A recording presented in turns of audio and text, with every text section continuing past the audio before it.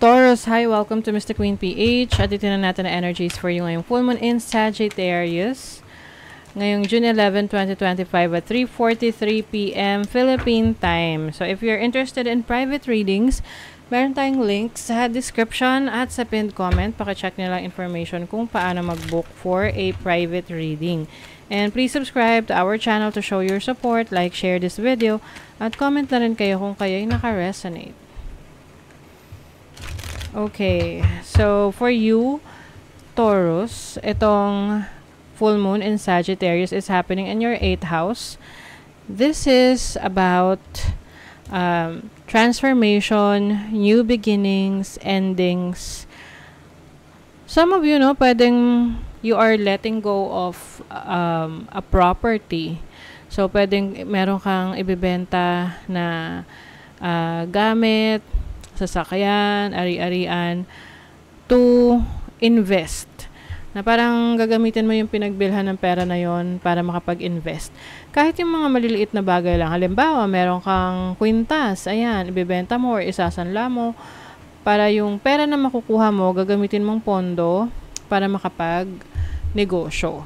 So, you want to have another source of income or meron kang investment na papasukin. Some of you naman pwedeng merong some challenges pagdating sa relationship ninyo within the family.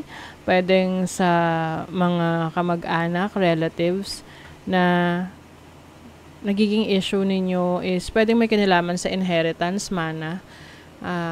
Kung kanino mapupunta yon, or 'di ba, sa family madalas yan yung isa sa pinaka nagiging dahilan kaya nagkakaroon ng conflict sa family, yung mana, kung paano hahati-hatiin properties or mga gamit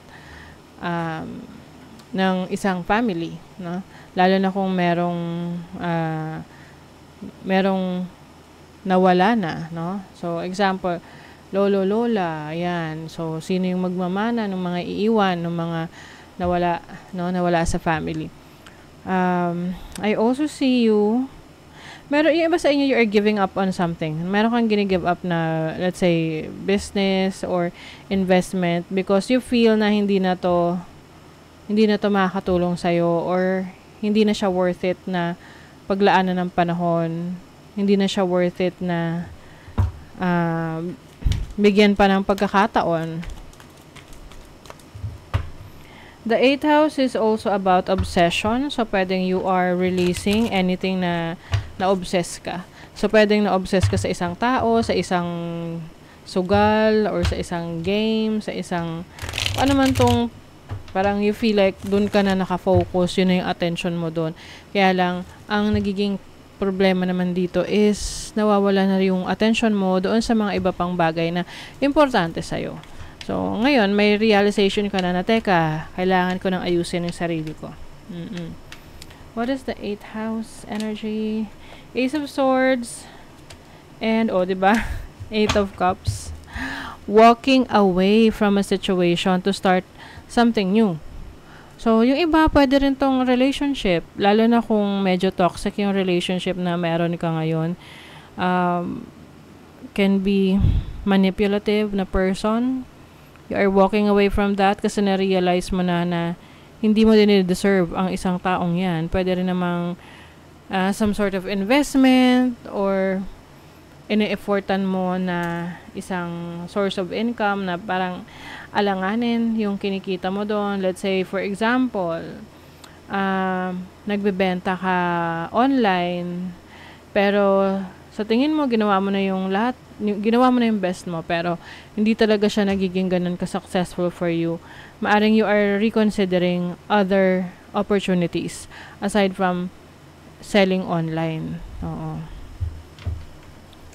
What is the energy of the 2nd house? 10 of Swords and the 7 of Swords. Ooh, ayun na nga. So, yeah, some of you, Taurus, maaring may pinag-aawayan or issue sa properties. Lalo na kung may kinalaman to sa properties ng family. Or pwede rin sa may kapitbahay mo. Nag-aaway kayo kung nasaan ang muhon. Nasaan ang hanggang saan dapat yung hatian ninyo sa lupa, or merong issue sa kapitbahay na lagi niyang na-occupy yung space ninyo sa harap. So, pwede magkaroon ng misunderstanding dyan. Like, halimbawa yung sasakyan nila lagi nakapark sa harap ng bahay mo, 'di ba? So, ano lang, kausapin mo lang ng maayos.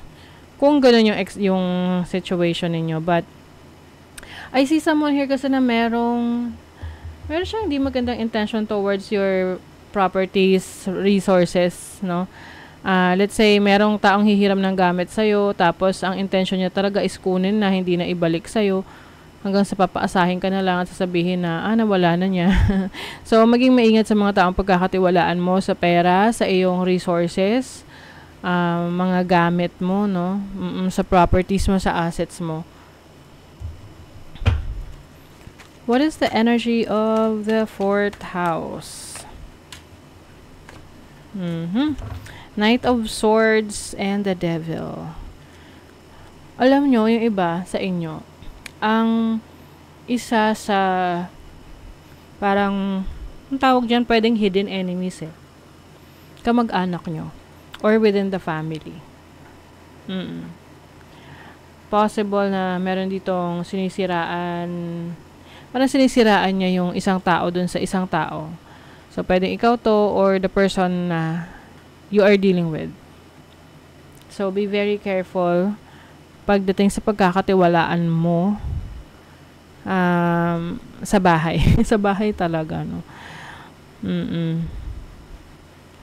Pwede kasi mag-create ng, meron dito kasing, parang gumagawa siya ng issue para mag-away-away sa family. Oo, parang masyadong specific tong reading na to for you, Taurus. So, maging mapanuri, maging alerto ka. Okay, let's see what else. A time for healing. So, this is healing your past, healing your trauma. Kasi nga may nila-let go ka. Take a reality check. Tingnan mo kung yung mga actions na gagawin mo, mga decision mo ay practical sa ngayon. Kasi pwedeng maging problema mo siya in the future kung magpapadalos-dalos ka sa iyong pagdedesisyon. I-check mo muna kung tama ba yung timing,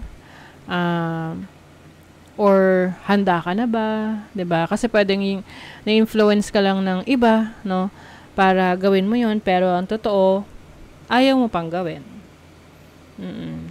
Depende yan, iba-iba yan kung ano man 'yon na nasa isip ninyo.